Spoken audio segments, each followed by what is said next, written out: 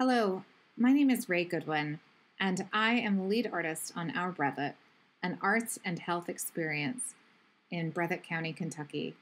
I work in collaboration with Ideas X Lab out of Louisville, Kentucky, and we are incredibly grateful for this funding from the National Endowment for the Arts. In this video, I share with you some tips and tricks on how to draw perceptually from observation of something in front of you. But you can also draw from your imagination, or from looking at a photograph, or from your memory. Hello, I'm Ray Goodwin, and I'm going to show you a little bit today about how you can draw on materials that you find around your house. And we're going to be drawing vegetables, things from your garden, things you could grow in your garden, things that you imagine growing in a garden, things that you've seen grown in a garden. You can use your memory, your imagination. You could go outside and draw the garden plots themselves. You can use, like I have here, store-bought produce that it potentially could be something that grew in your garden, but certainly came from a garden somewhere. So first off, I want you to think about what you're drawing on, because you can draw on a tremendous variety of materials. So here's an old tissue box. It's a little beat up, but it'll still work. So all you have to do is take it apart. And when you take it apart, then you have this beautiful brown cardboard on the inside that you can use as a drawing surface. You could then even leave it that way and flip it back on itself after you've drawn on it, and then you have a little sculptural drawn object. Or you can do what I've done here, which is cut out a section of a box to draw on. Some boxes are more white, so on the inside. So if you like a white background versus a brown background, feel free to poke around your cereal boxes and my cookies, because I've been eating lots of cookies, to figure out what it is that you want to use. Another thing, substrate you could use, surface to draw on, is the back of a greeting card. There's typically not a lot of text back there, and often a solid color. So it's a little bit easier to see when you're drawing on a more solid colored surface, whether it's white or brown. You can draw using anything. You can draw using pens or pencils. You can draw, if you have like a stick from a fire in your backyard, that's charcoal, right? So you could draw using that. You won't get as refined a mark as you will with even just a simple number 2 pencil, which is what I like to use. But mechanical pencils work fine too. If you don't have any of those, but you got a good old Sharpie, be bold, be brave, go for it. Just don't get it on your parents' furniture, please. Okay, or grandparents for that matter. Ooh, that would be very bad.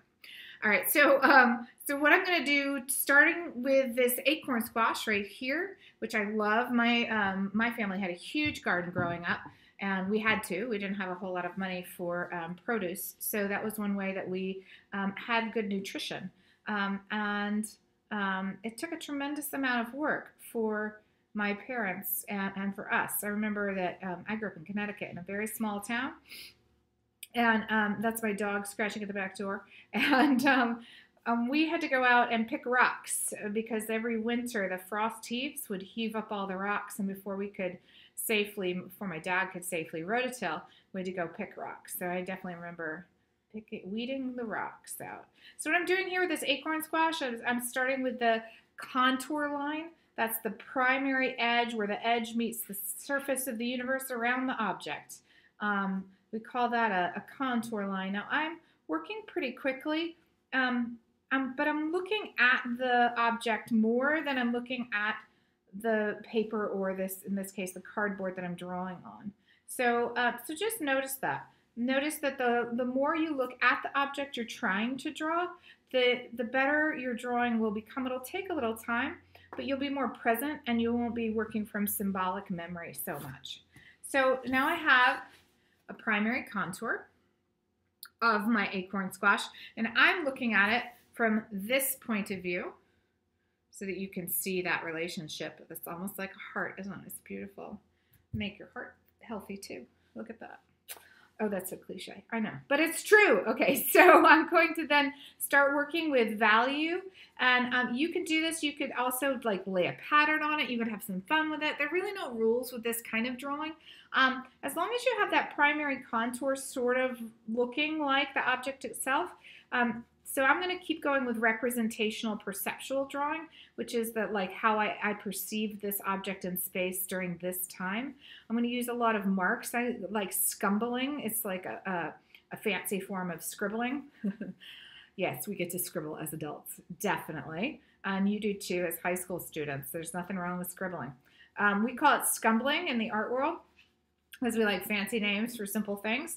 And so yeah, just kind of working from the dark areas out to the medium to the light tones.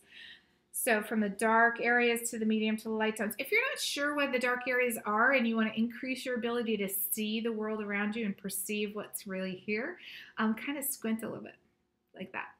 You look really weird when you do it. But that's how you like lower your range of value that your eye is actually perceiving. So you can really see the highlights and the dark tones. So try it. Just go, look at it. Can you see how those brights pop out and those darks really sit in? And kind of the middle tones go away when you do that. Because our eyes are perceiving the world around us. And as our eyes change, our perception of the world changes, which is why I have these bifocals, fancy things. Because my perception of the world changed when I got into my 40s, for sure. Okay, so I'm still scumbling away over here. You could also hatch, which is like, this is hatching.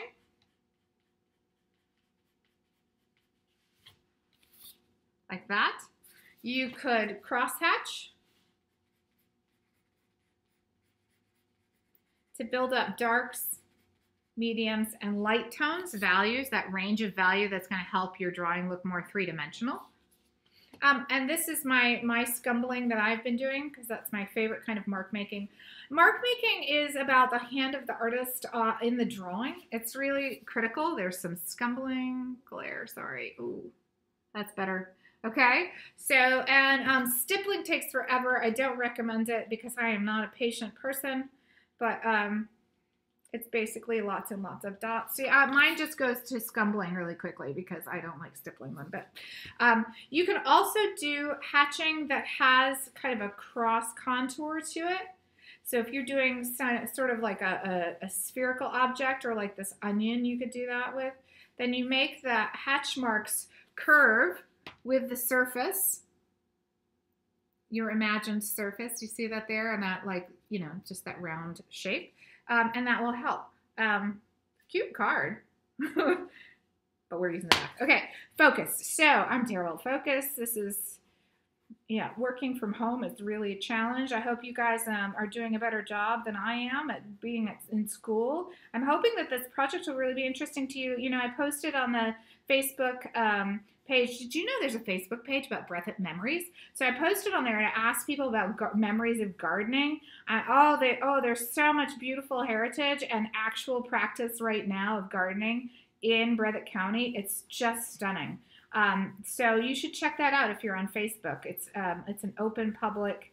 I think you can see everything on there, but if you want to post, you have to join. So if you have some good memories of Breathitt County, then go ahead and join that group and chat with people about families, about experiences. Breathitt County is an amazing place. You know, it came to me from lots of different people in my life over the years. And so when I was given the opportunity to start working with Our Breathitt, which is a collaboration with Ideas X Lab out of Louisville, I was just absolutely floored and really honored. And I absolutely miss coming to Breathitt County. I live in Lexington. It's my job, my day job's at the University of Kentucky, for which I am incredibly grateful. An amazing job. Go for your dream job. Dream it up. Figure it out. Find it. It's wonderful.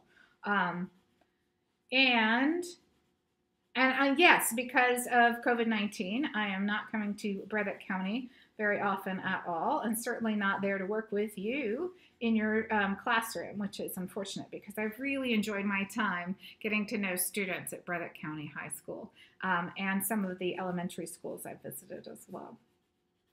All right, so sort of, I mean, I've kind of exaggerated the value range, but so there's my my beginning of my acorn squash. It needs more middle tones for sure. And you see, there you go. But it's a start, and you can start to see the volume of it lift off the page a little bit. So this is a little representational drawing lesson. Again, it doesn't have to be so representational. The way you draw is the way you draw, just like the way you write penmanship-wise is the way you write. And we can change, and we can alter, and we can figure out what we like and what we don't like. And then getting it perceptually more accurate is just about taking time with the object itself. So I have a pile of vegetables here. Hello again, it's Ray Goodwin, and we're continuing our conversation today about drawing vegetables and fruits and vegetables and gardens. And here is a quick study of an onion that I'm working on. It's a sweet onion. They're sweeter if they're flatter, and I like sweet things, so I like sweet onions. I think that one's a Vidalia, but there are other kinds of onions that are sweet as well. So I'm working on shading with value. Now, what a lot of people like to do is when they don't get it just right or perfect, whatever that means, what I think people really mean when they feel that is it doesn't look like a photograph. It's not supposed to look like a photograph. It's supposed to look like a drawing. And the drawing will contain our perceptual quirks, and our drawings will contain our understandings and misunderstandings of the world around us, and that's fine. That's good. That's normal. So if you get something that looks wrong, you can try to correct it a little bit if you have time. You can try to erase a little here or there, or you could just keep drawing. It's fine. We're working with vegetables because vegetables are something that you can grow.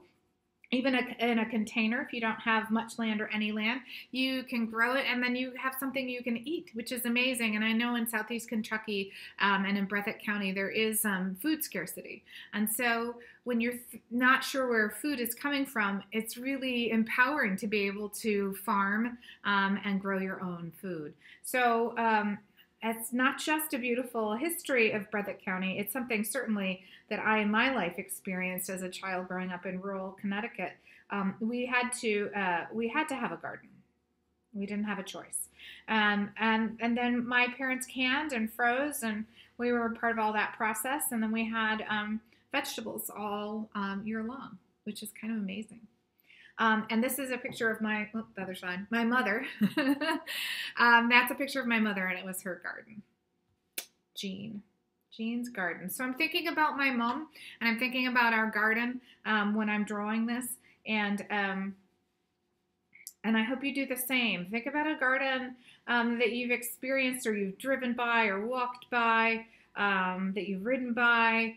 Maybe a garden that you helped plant or helped weed, maybe a garden that you wanted to be a part of, maybe a community garden. Maybe it was a farmer's market. Maybe you've not spent much time noticing gardens. Now you're going to see them everywhere because we're talking about it. Did you know that that eating fresh vegetables really does improve not just your physical health, but also your mental health?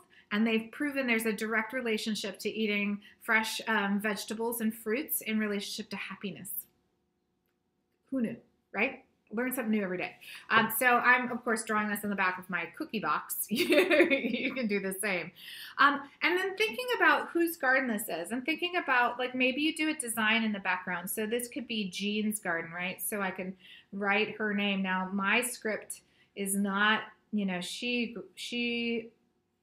wrote in beautiful cursive. My mom did. Jean. There we go. Jean. So there, I have some script, and I could fill up the whole background with her name. Maybe overlay it again and again and again. I could switch to a pen, or I could have been drawing with one the whole time. Oh, I wanted to show you what I did with that that acorn squash. So the acorn squash, I went over it with Sharpie marker to make it more of a flattened, kind of crisp design. It has a little more comic book feel or logo feel to it. It does need a stem for recognizability, even though there isn't one here because it's been cut off. In order for us to locate this drawing more as a plant, I think if you had a stem coming out of it, that would be a little bit easier for us to identify. So let me go ahead and draw that in. And then you can see, like, so I'm thinking about stems on pumpkins because I'm more familiar with those than stems on acorn squash. So I'm just going to do that kind of structure. You could do a cut off one. So here's one that's cut off like a little nub. Or you could do one that's kind of attached. And maybe it goes off the paper. It's kind of nice when things go off the paper. Both my onion and my acorn squash are kind of located in the middle of the picture plane. You can have things coming off the picture plane too. It gives it a little bit more sense of action, like vegetable drama in the garden. There's always drama. The bunnies would eat everything, right? And then the deer would come in, and then we'd have to put down something to keep them away. Yeah, it's always drama in the garden. It's a very dramatic place. Did you know that we gave away we gave 250 tomato plants away through the UK Extension Office as a part of this project as well. It's really exciting. So I want you to know that if you don't have fresh vegetables around, you can, but you have some seed packets, or you have a phone with some sort of internet access, you can also look at pictures in order to draw. I prefer when people are drawing that they draw from an actual object, because then the lens of your eye and your hand are flattening that image. But if you don't have access to that, that's fine. Go online, find some images. That's not vegetables. That's my larkspur. Carrots, cucumbers, tomatoes. These are all things that can be grown in Breathitt County and in Kentucky. These are seeds that I'm gonna plant a garden. Radish. Your radish should go in, I think. Right now it's a little late, actually. Tomatoes, you can still get some tomato plants in there. It's better if you have a plant at this point, but I'm gonna put some seeds in the ground, see what I can do. Some summer squash. You definitely can do broccoli and summer squash. But look, UK Agricultural Extension. Oh, there's a winter squash like I have right here. Winter squash. Those typically go in later. In this season, but there's a brochure that is attached to this assignment in your files that I gave to your teachers. It's from the Extension Service, and it tells you when, in Kentucky, when you should start planting things. It's very helpful information. You can also call the UK Extension Office, and they will put you in touch with Reed or Rick, and they will help you figure that kind of thing out. So thanks so much for tuning in. And I'll be back later with some more information about gardening. Hi, this is Ray Goodwin again. We have been working on drawings of vegetables and talking about how vegetables really do help a person stay well. They really do improve your quality of life and your overall health, both physically and mentally. It's kind of amazing. And we're working on memories of drawings of memories of gardens or actual gardens. We're looking at actual vegetables or photographs of vegetables. So whatever you have available to you is fine. Your imagination certainly is there. And then thinking through, how do we take this drawing and turn it into like a poem, right? And so I said, like, you have to have some sort of creative title. So I've been talking about my mom, and I've been talking about her garden. Again, this is my mom, me and my mom photo right there. And thinking through, like, how could I title this? So I'm going to go with the drawing. My mom loved acorn squash too, but she was a real sweet woman, and she loved sweet things. Anything sugary and sweet, she loved. Desserts. But she loved her vegetables, and she loves sweet onions, of course, because she likes sweet things. And onions have a lot of flavor, and they have a lot of actual vitamins in them. They're very good for you. They help it with your inflammation. They reduce inflammation. So good. All right, so we could start with like a title like Jean's Garden, or let's see. Jean Sweets, or Sweet Jean. I like Sweet Jean. Sweet Jean. Now, if we were in the South, I would call her Mama Jean. That's beautiful, isn't it? But we weren't. We were in the North, so she was Mom. She was just Mom. We never called her Mother. I don't know what you call your mom. I called her Mum, too, which I'm not from England, so I don't really know why, but I did. Sweet Jean. So then we can, from there, start thinking about poems and start writing poems. So once you have your drawing done, and There's a certain requirement in your assignments of how many drawings or how detailed. These would be fast drawings. These would be quick ones. So you would do several of these if they're small like this, and or you would do one that has more detail to it. You can do these drawings on your tablet if you have that, or you could do it on cardboard. You do it on a piece of paper. Whatever you have available to you. It's kind of fun to figure that out. Open up a paper bag and draw on that. Plastic doesn't work so well unless you're using Sharpie. So you could even use the plastic bag with Sharpie marker on it if you have one. Just watch what surface Sharpie is really. It won't come off a table like this, so be careful. So I can title my drawing Sweet Jean, and then I can also title my poem Sweet Jean. And there are some examples coming up for you about poetry written by artists from Southeast Kentucky, Jay McCoy and Pauletta Hansel. And they're talking about gardening and canning. Thank you so much. I'm proud to say Homegrown Health is funded with generous support from the National Endowment for the Arts. Again, I'm Ray Goodwin, working in collaboration with Ideas X Lab. I want to thank also our community partners, Breathitt County University of Kentucky Extension Office and the Breathitt County High School. I think Breathitt County is amazing.